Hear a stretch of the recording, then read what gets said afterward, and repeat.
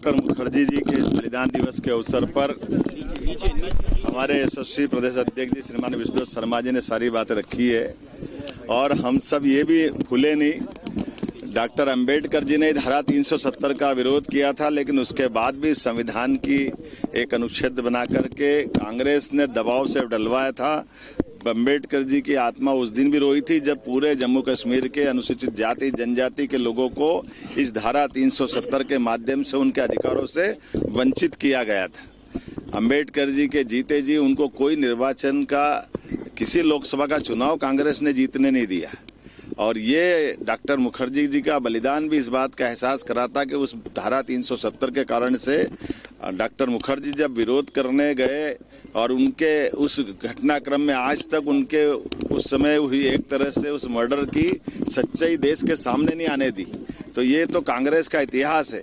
इनके सामने देश के ऐसे मुद्दों को लेकर के संविधान में जिस बात को लेकर के अंबेडकर जी ने इशारा किया था, उसी संविधान की आपातकाल 2 दिन बाद हम पूरा देश और दुनिया मनाएगी, उस बात का एहसास कराएगी कि आपातकाल का काला कलंक अगर लगाने का काम भी कांग्रेस ने किया है। तो ये 3 दिन केवल इस अपनी जो कालिख को धुवाने के लिए मध्य प्रदेश के अंदर अपने बिखरते जनाधार के आधार पर जो कांग्रेस अपना आधार खो रही है, वो अंबेडकर जी का नाम लेकर के, संविधान का नाम लेकर अपने पुराने पाप को छिपाने का प्रयास कर रही है। हमने कहा है कि हाँ, ग्वालियर हाईकोर्ट के अंदर माननीय चीफ जस्टिस जी ने कमेटी बना दी है। वो कमेटी जो निर्णय करेगी सरकार उनके साथ है। हमने पहले दिन से कहा, हमारी पार्टी ने कहा है, अंबेडकर जी के लिए तो हम जो कर सकते थे। आप कांग्रेस अगर यहाँ ग्वालियर की बात करती तो कांग्रेस बताए कि महू के अंदर वो जन्म स्थान था अंबेडकर जी का और 55 साल कांग्रेस की सरकार रही, उनके जन्म स्थान पे इनने क्या करके बताया?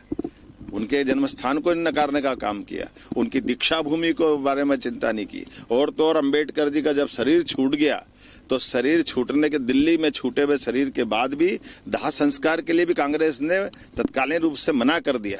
उनकी पत्नी ने विमान से पार्थिव शरीर को ले जाकर बंबई में जब दाह कराया तो कांग्रेस के लोगों ने उस विमान का किराया भी, जहाँ जिसमें उनकी बॉडी गई थी, उसका पैसा भी अंबेडकर जी की पत्नी से लिया था। कांग्रेस माफी मांगे इन पापों के आधार पर।